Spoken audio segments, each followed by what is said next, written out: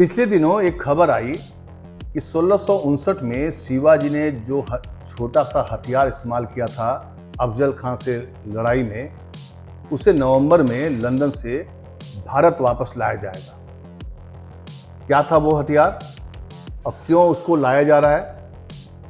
तो लोहे से बना हुआ था ये बाघ नख का आकार और शेर के पंजे की तरह है।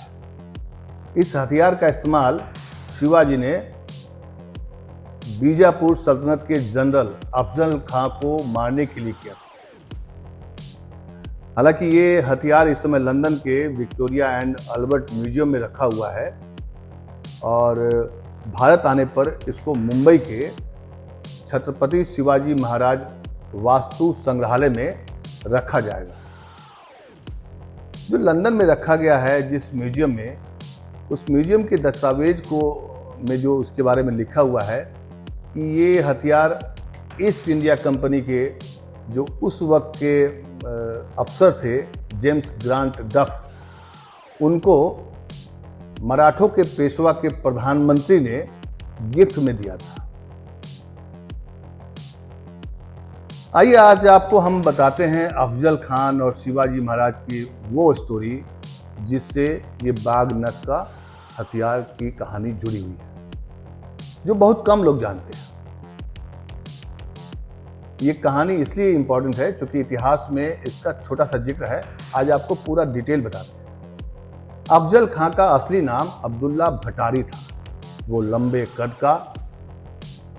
कद काठी का था, जिसे कई बड़ी लड़ाइयाँ लड़ने का अनुभव था। 1656 के बाद बीजापुर में जितने भी औरंगजेब की सेना ने हमले किए, उससे निपटने की जिम्मेदारी इसे दी गई थी और उसने उन्हें सफलतापूर्वक अंजाम भी दिया था। बीजापुर के जो नए नवाब अली आदिल शाह और मुख्य रानी जो थी बेगम बड़ी साहिबा, सभी बड़े कामों की जिम्मेदारी इसी अफजल खां को सौंपा करते थे। अफजल खां एक बड़ा लड़ाका था। उस वक्त के इतिहास में अगर आप कई किताबों को पढ़ेंगे तो अफजल खां एक लड़ाके के रूप में मशहूर थे। मोहम्मद आदिल शाह के शासन पर एक किताब लिखी है मोहम्मद नामा। उसमें इस बात का जिक्र है कि किस तरह अफजल खां ने सीरा के राजा कस्तूरी रंगा को शांति समझौते पर दस्तखत करने के लिए बहाना बनाया, अपने खेमे में बुलाया और फिर उसकी जान ले ली। मतलब वो धोखेबाज था। जदुनाथ सरकार की एक किताब है शिवाजी एंड हिज टाइम्स। उसमें वो लिखते हैं कि जब मोहम्मद आदिल शाह की मौत के बाद बीजापुर रियासत में सत्ता का संघर्ष हुआ तो बड़ी बेगम साहिबा के कहने पर एक के बाद एक 3 वरिष्ठ जनरलों, मतलब सेना के जो नायक थे, उनको खत्म कर दिया गया, उनको मार दिया गया। और इन सेनाओं के जो नायक थे उनको मारा गया। उनमें से एक को की जो जान ली थी उसमें अफजल खां का बड़ा हाथ था। अफजल खान ने क्या किया कि शिवाजी को पकड़ने की जिम्मेदारी ले ली। अफजल खां की शिवाजी के परिवार से पुरानी दुश्मनी थी।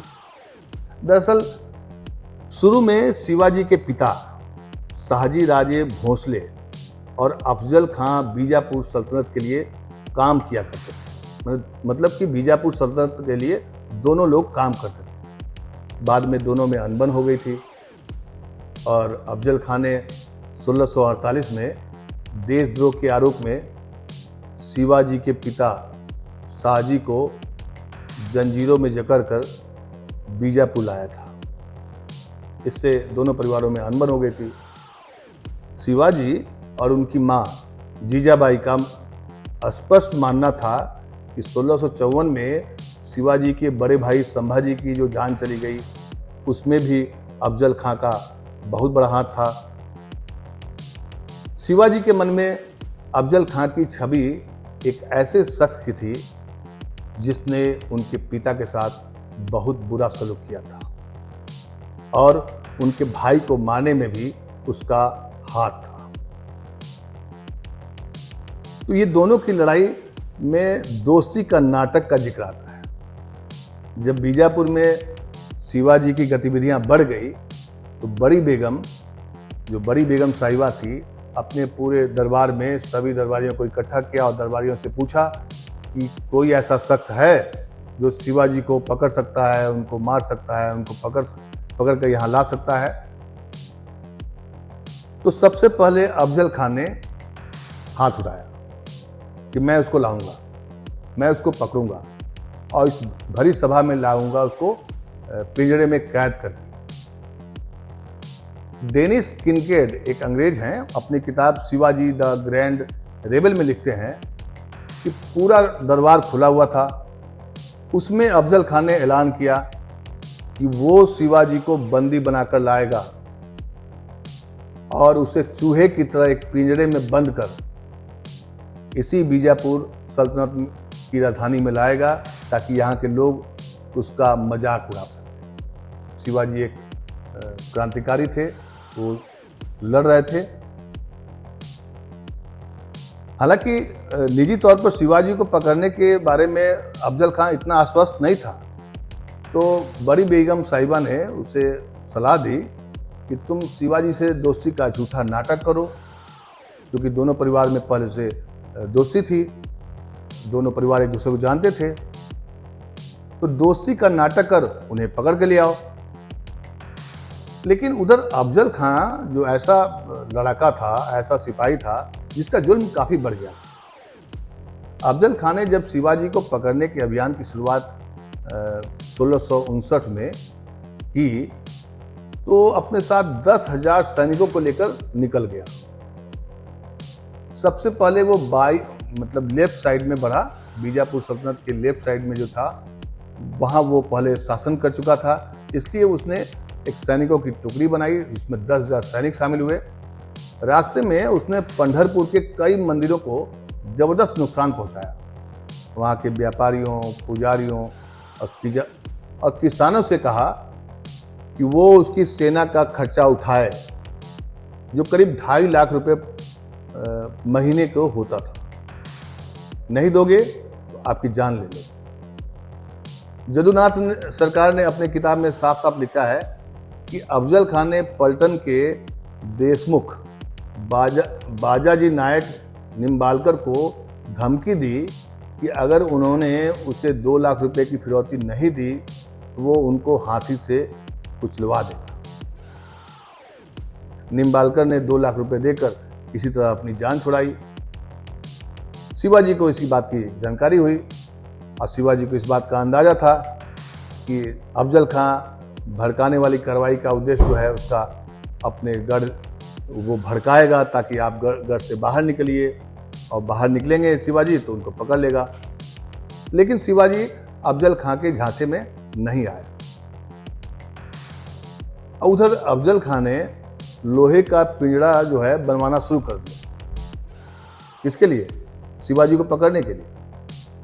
शुरू में अफजल खान उत्तर में पूना जाकर के शिवाजी के गढ़ पर हमला करना चाहता था, लेकिन इसकी जैसे ही खबर मिली शिवाजी पूना से हट गए, मतलब वहां से निकल लिए, क्योंकि वो जगह लड़ाई के लिए उपयुक्त नहीं थी शिवाजी के लिए। उसके बाद शिवाजी ने जावली जिले को अपना ठिकाना बना लिया और इधर अफजल खान लोहे का पिंजरा इसलिए बनवा रहा था ताकि हम शिवाजी को पकड़ लेंगे, और पकड़ के कहाँ ले जाएगा? बीजापुर ले जाने की उसकी प्लानिंग थी। वैभव पुरंदरे शिवाजी की जीवनी, Shivaji India's great warrior king, उन्होंने इसमें लिखा है कि शुरू में शिवाजी को धमकाने और डराने के बाद अफजल खान ने अचानक उनके प्रति दयालु बन गया, उसको दिखाना शुरू कर दिया कि मैं आपके प्रति दोस्ती का हाथ बढ़ाना चाहता हूँ। उधर शिवाजी ने भी समझ गए थे कि ये चालाकी करेगा, उन्होंने भी ये एहसास कराया कि वो आप बहुत ताकतवर हैं, इसलिए हम सामना करने से डर रहे हैं। मतलब कि एक दूसरे की दोस्ती करने का जो नाटक था उसका खेल शुरू हो गया। और फिर शुरू हुआ अफजल खान और शिवाजी के बीच चिट्ठियों का आदान प्रदान, यही मुख्य कड़ी है। अफजल खान ने कुछ दिन के बाद अपने एक दूत कृष्णाजी भास्कर कुलकर्णी के जरिए शिवाजी को एक संदेश भिजवाया। संदेश में क्या लिखा था कि तुम्हारे पिता हम मेरे बहुत अच्छे दोस्त रहे हैं, इसलिए तुम मेरे लिए अजनबी नहीं हो, मैं तुमको जानता हूँ। मैं बादशाह जो आदिल शाह हैं उनसे कह करके तुम्हारे जो दक्षिण कोंकण में जो तुम्हारे कब्जे की ज़मीन है और जो जागीर है उसको मैं दिलवा दूंगा। तुम्हारे जितने भी ज़मीन कब्जा कर लिए गए हैं या किले को जिसको आदिल शाह ने कब्जा कर लिया है उसको मैं मान्यता दिलवा दूंगा, तुमको वापस करवा दूंगा। अगर तुम बादशाह से मिलना चाहते हो तो वो भी मिलवा दूंगा, उसका इंतज़ाम करवा दूंगा। अगर तुम वहाँ नहीं भी जाना चाहते हो तो तुम्हें वहाँ किसी तरह से बता दूंगा कि हाँ तुम बादशाह आदिल शाह की सल्तनत में सर झुकाने के लिए तैयार हो और तुमको माफ़ी मिल जाएगी। शिवाजी ने अफजल के दूत को पूरा सम्मान दिया, जो लेटर लेके आया था उसको पूरा सम्मान दिया। रात को वो उसके शिविर में गुप्त रूप से जाकर मिले भी और उनसे पूछा कि असली मंशा क्या है अफजल खान की। और शिवाजी ने चालाकी से उस दूत से निकलवा लिया ये बात कि अफजल जो है उनके खिलाफ एक गहरा षड्यंत्र कर रहा है। जब शिवाजी को मालूम हो गया कि अफजल खान षड्यंत्र के जरिए हमको पकड़ना चाहता है तो उन्होंने भी एक पत्र का जवाब अफजल खान के दूत के जरिए नहीं भिजवाया, बल्कि अपने दूत पंताजी गोपीनाथ के हाथ भिजवाया। उन्होंने लिखा, शिवाजी ने जो अपने दूत से भिजवाया पत्र, आपने कर्नाटक के सभी राजाओं पर जीत दर्ज की है। मेरे प्रति जो आप इतने दयालु हुए हैं या जो दयालुता दिखा रहे हैं वो बहुत बड़ी चीज़ है। आप इस दुनिया के अनमोल रत्न हैं जिसमें कोई भी धोखाधड़ी नहीं है। लेकिन अगर आप हमारे इस जंगल का वैभव देखना चाहते हैं, उसकी सुंदरता देखना चाहते हैं तो जावली आकर खुद अपने आंखों से देखिए। इससे मेरे मन में आपके प्रति और भी शंकाएं जो बनी हुई है वो दूर हो जाएंगी। मतलब शिवाजी ने भी दूत के जरिए एक दांव खेला और कहा कि इससे मेरा भी सम्मान बढ़ेगा। अगर आप यहाँ आते हैं तो मैं आपको आपके सामने में तलवार रख दूंगा, समर्पण कर दूंगा।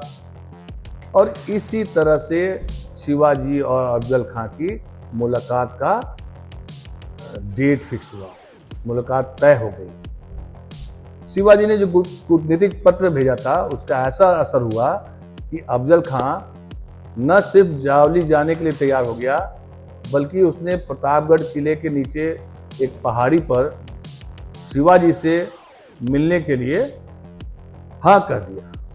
कहा कि ठीक है, हम जो पहाड़ी है जो मंदिर है वहां मिलेंगे आपसे। अफजल खां को जो पत्र लिखा था शिवाजी, उसका आखिरी वाक्य ये था कि ये आमंत्रण पत्र सिर्फ आपके लिए है, आपके लिए नहीं है बल्कि आपकी सेना के लिए भी है। मतलब कि आप सेना के साथ भी आ सकते हैं। तो अफजल खां को लगा कि वो बात में लगता है सच्चाई है, ये तो मुझे ही नहीं बल्कि सेना के साथ भी आने के लिए कर रहा है, मतलब कि कुछ है। शिवाजी झूठ नहीं बोल रहा। जदुनाथ सरकार अपने किताब में लिखते हैं कि शिवाजी ने अपने लोगों को निर्देश दे दिया कि अफजल खां के सैनिकों को कोई टोको मत, कोई रोको मत और उसको अपने इलाके में आने दो। तय हुआ कि 10 नवंबर 1659 की दोपहर में अफजल खां शिवाजी से मिलेगा। वो एक पालकी पर हथियार समेत प्रतापगढ़ किले के नीचे एक शमियाना लगा हुआ रहेगा, वहीं उतरेगा। वो अपने साथ 2 या 3 सैनिकों को ला सकता है। जो दूतों का आपसी संवाद हुआ उसमें ये तय किया गया। शिवाजी को भी अपने हथियार और उतने ही सैनिक लाने की अनुमति दी गई, सहमति बन गई कि जैसे ही अफजल खां वहाँ पहुँचेगा, शिवाजी अपने किले से उतर कर आएंगे। पहाड़ी के पास मंदिर में जो शमियाना लगा हुआ है वहाँ उपहारों के साथ अफजल खां का स्वागत किया जाएगा। इसके इन्हीं रणनीति के बीच में शिवाजी ने अपने सैनिकों को जंगल में छिपवा भी दिया। उन्होंने कहा कि आप छुप जाओ। ठीक बैठक से एक दिन पहले शिवाजी ने अपने सैनिक जनरलों को बुलाकर कहा कि वो चुपचाप अपने सैनिकों को जंगल में तैनात कर दीजिए, उनसे सावधान की मुद्रा में रहने के लिए कहिए दरअसल ये बैठक इसलिए बुलाया था क्योंकि अगर उनको कुछ हो जाता है तो आगे की कार्रवाई क्या होगा। और शिवाजी को तब तक अपने जासूसों से ये पता चल गया कि अफजल खां के दल में बहुत से सोनार भी आ रहे हैं जो सोने के कारोबार करते हैं, जो रास्ते में व्यापार करने की योजना थी उन सुनारों की। इसलिए अपना पूरा साजो सामान, सोना, जेवरात सब लेके आए थे। शिवाजी ने अफजल खां से अनुरोध किया कि जो सुनार आपके साथ आ रहे हैं उनको प्रतापगढ़ भेज दीजिए ताकि वो उनके जेवरात खरीद कर बीजापुर की जो सल्तनत है, आदिल शाह हैं, उनके लिए वो तोहफे बनवा सकें। अफजल को इस बात पर विश्वास हो गया। उन्होंने अपने साथ जितने भी सुनार आए थे सोने का कारोबार करने वाले, उनको तुरंत शिवाजी के पास रवाना किया। और शिवाजी ने भी क्या किया कि ये जताने के लिए कि उनकी मंशा साफ है, उनसे न सिर्फ बहुत सारे जेवरात खरीदे बल्कि किले में उनको मेहमान बना करके रखा भी। इसके बाद जब बैठक होने वाली थी उसके एक दिन पहले, कुछ देर पहले, अपने वरिष्ठ सहयोगियों के साथ में एक बैठक बुलाई। बैठक दरअसल ये इसलिए था कि ताकि अगर कुछ उनको हो जाता है तो आगे की कार्रवाई क्या होगी। उन्होंने, शिवाजी ने उस बैठक में निर्देश दे दिए कि अगर वो इस बैठक से जीवित वापस नहीं लौटते हैं तो किस तरह से राज्य का प्रशासन चलाया जाएगा। अगर अफजल खां अपनी जुबान से पलट जाता है तो वो तोप का एक गोला दागने का आदेश देंगे।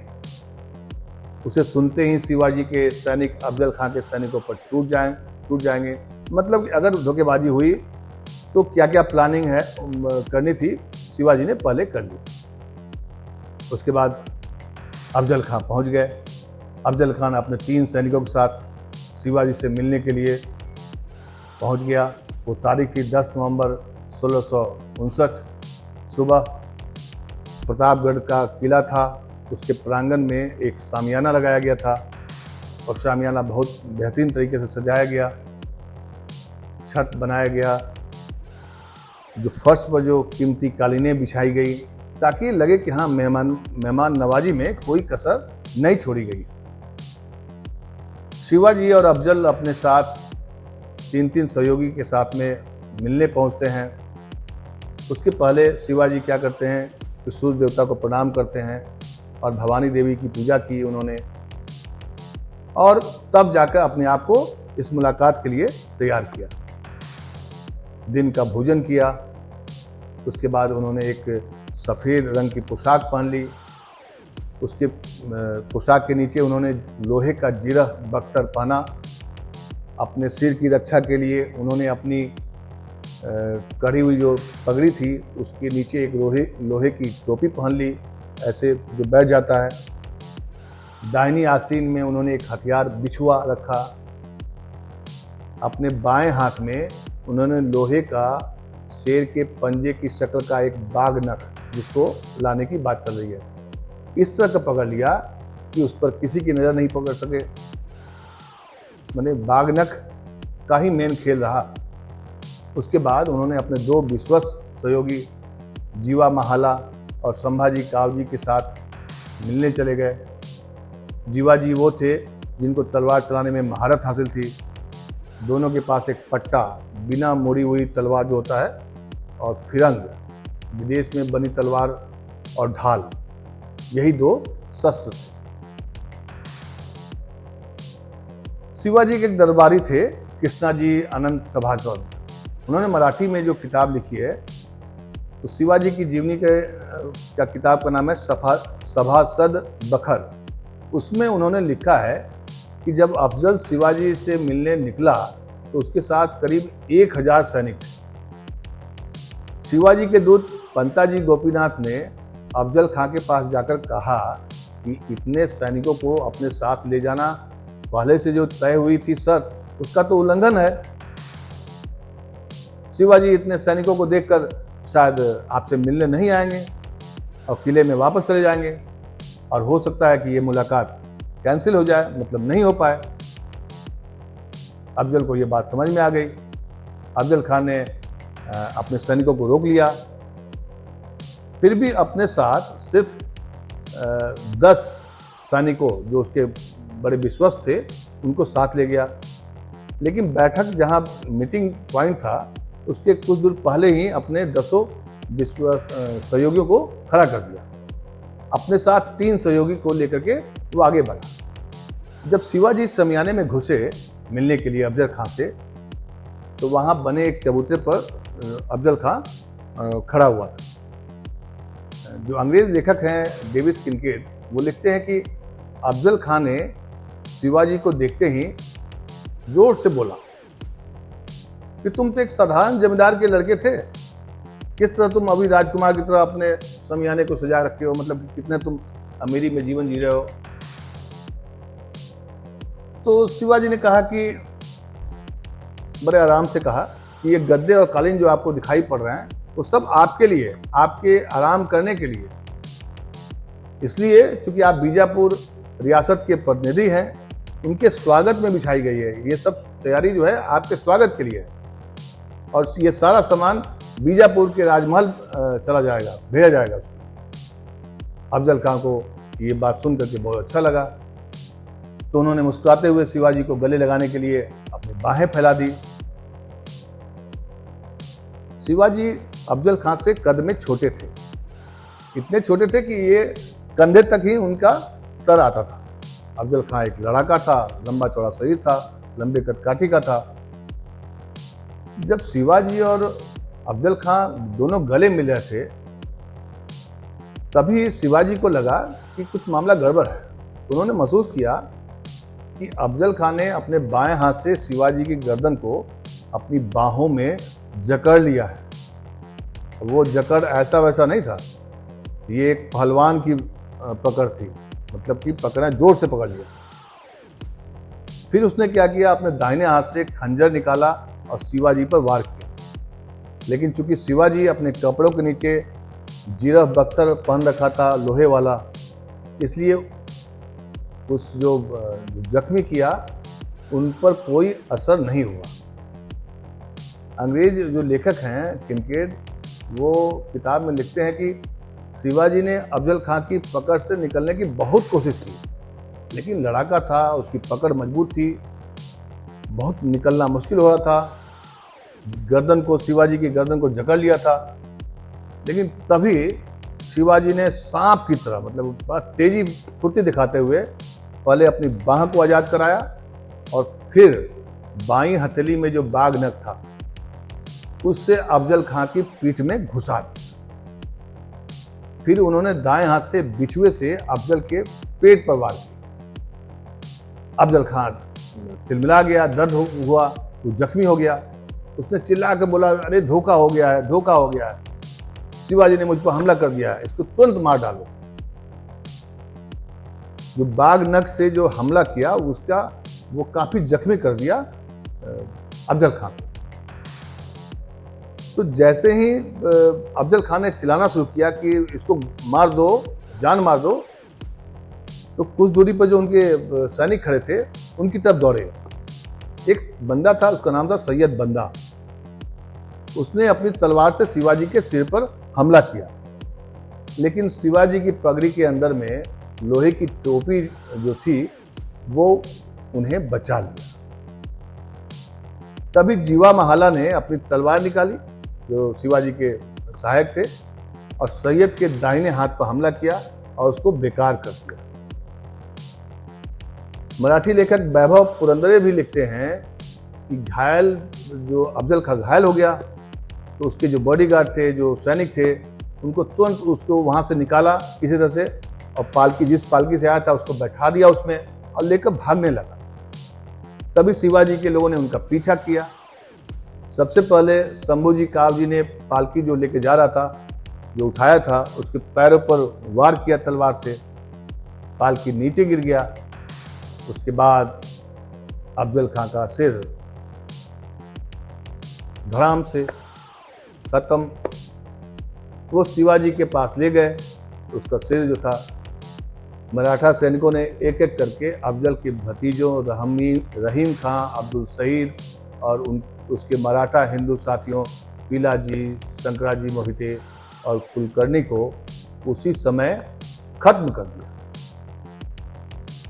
शिवाजी के साथियों में एक अबिसिनियन मुस्लिम इब्राहिम सिद्दी भी था। शिवाजी के सैनिकों ने फिर हमला बोला। थोड़ी देर में किले से बिगुल बज गया। इसे सुनते ही जंगल में जो शिवाजी के सैनिक थे, जो छिपे हुए थे, वो बाहर निकल करके चारों तरफ से अफजल खां के सैनिकों पर ताबड़तोड़ हमला कर दिया।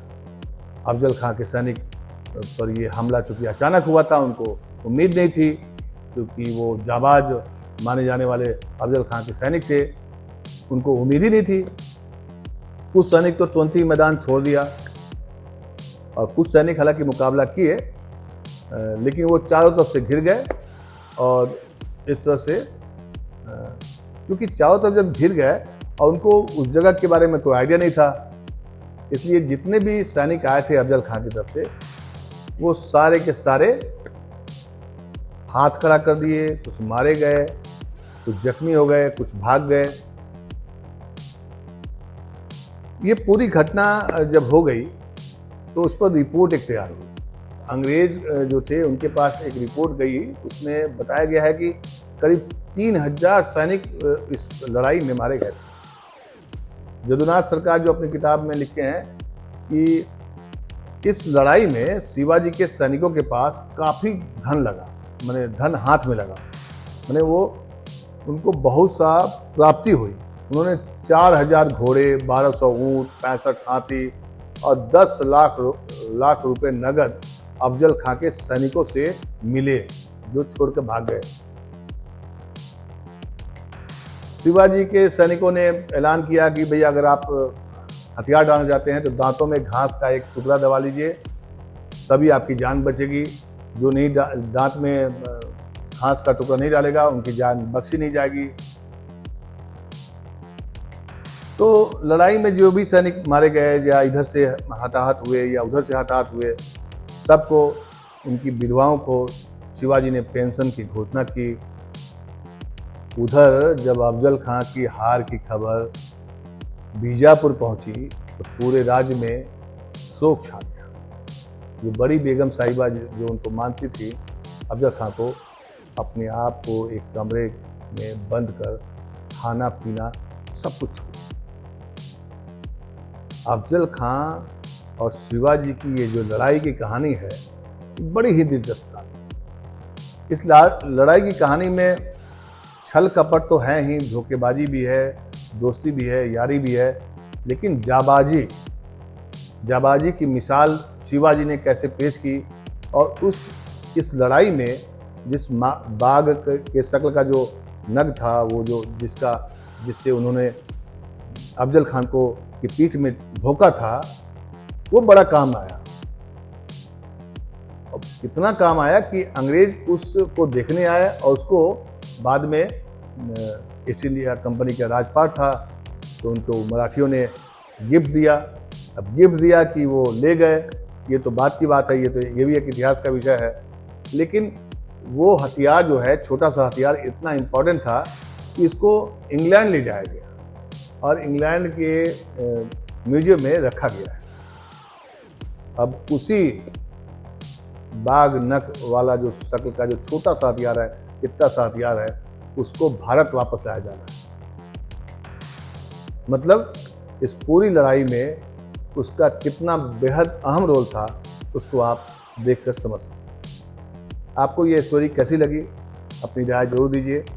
हम कोशिश करते हैं कि इतिहास से जुड़े हुए कुछ फैक्ट्स आपको बताएं। नमस्कार।